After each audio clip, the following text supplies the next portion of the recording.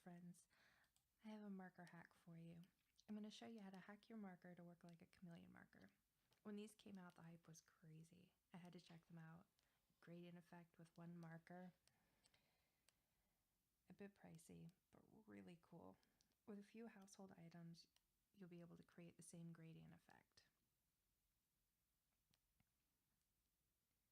So I have a bunch of markers here to show you this on.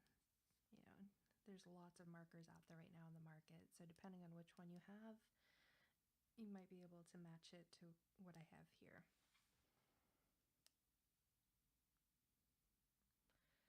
So we have Pro Marker, Copic, Touch 5, Cure Color, Bic, and a Sharpie. These are just the ones that I have directly on hand, and it shows a range of different alcohol markers. All right, so here we go. Things you will need. Obviously, alcohol markers, whatever ones you have on hand. You're going to need blender fluid or rubbing alcohol. I have 91% rubbing alcohol here with me. I use this in lieu of blending fluid, but I also filled it up in my palette, which is to my left. And a Q-tip. You'll need a Q-tip or a dense sponge, just something to get the alcohol or blender fluid onto the tip of the marker. All right, so uncap the marker, dip your Q-tip. Doesn't have to be soaking wet, but you do want enough on there that it's going to push the ink back down into the tube. Excuse me. All right, so this is the tricky part.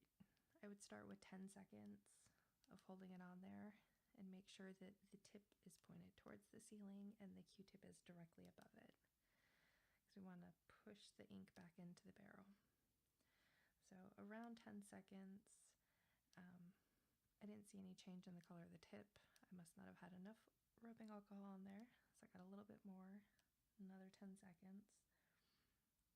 And let's test this out.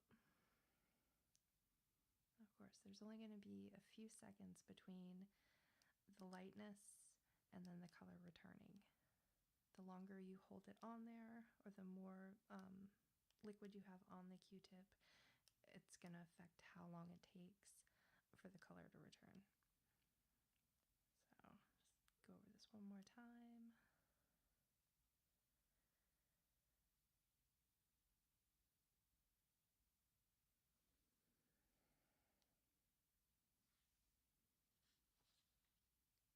Now, of course, if you have a larger area or you want to keep the lightness longer, you're going to have to do these steps over and over again, just like the Chameleon pen.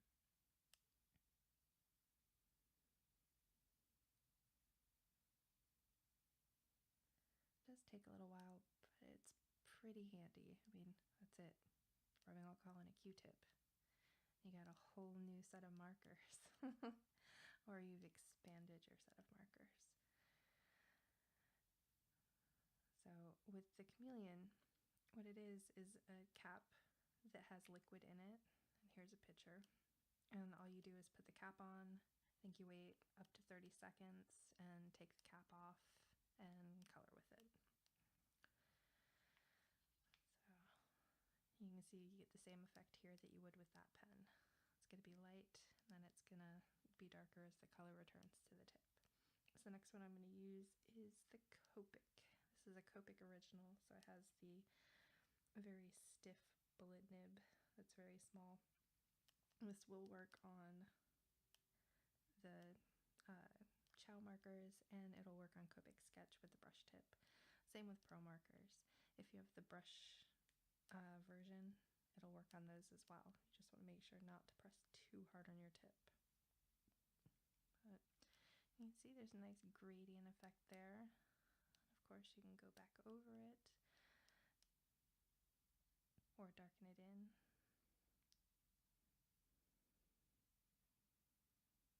I want just a little more darkness on there. So the next marker is a Touch 5 twin tip, and these are my original ones, so they still have the bullet nib, but you can buy the brush tips for these as well. And again, it'll work on the brush tips. Now with some colors, the color might not seem to come out exactly how you think it will. So make sure that you swatch all of your colors so you know what to expect with each color. With this purple, it's a deep purple, but it has such a pinky red base to it, and when you lighten it, it's not quite purple. It is definitely a pink. And of course, as it gets darker, more of that purple tone comes out. But you can see speckles of red. You see little tiny speckles of blue in there. So definitely swatch so you know what to expect before you start a big project.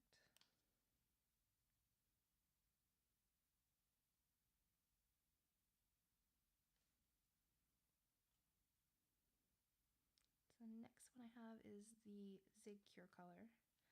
And this one has a very long, skinny bullet nib, and it has a chisel tip on the other end.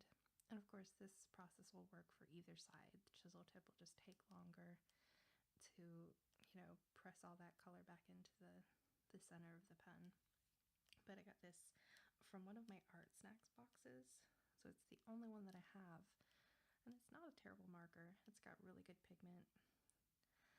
And it's a deep wine red.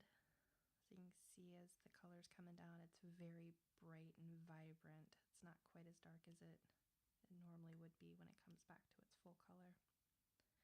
It's very pink.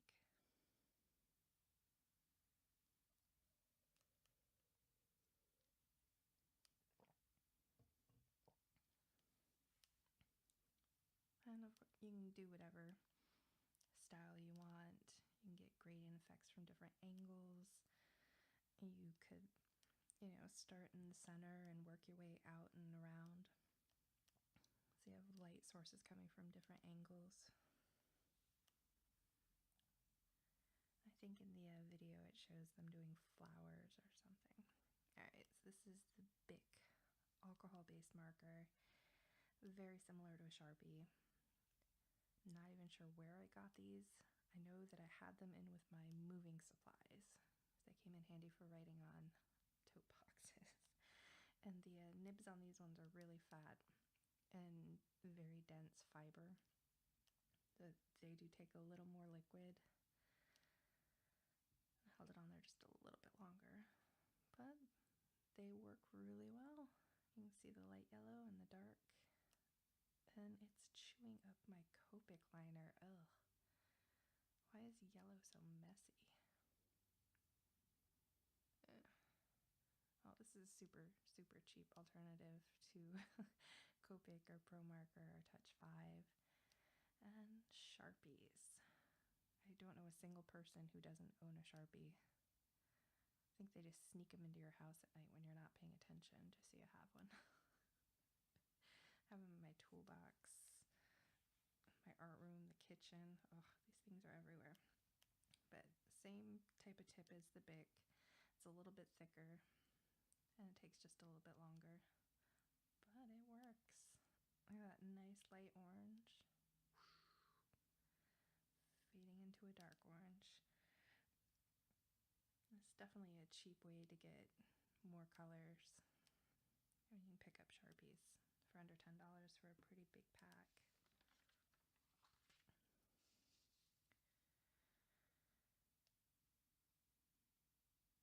I thought these Chameleon markers were pretty impressive. I mean, the pen cap, it's easy to use, and it does take, a few seconds longer. But I can't justify spending that extra money on a whole nother set of markers when you can get the same effect from something that's in your bathroom. Q-tip, rubbing alcohol, markers that you already have. It looks like they all came out pretty decent. The Touch 5 I shouldn't have gone back over, but you can see that it gives you, a slight gradient. It doesn't have to be the lightest to the darkest.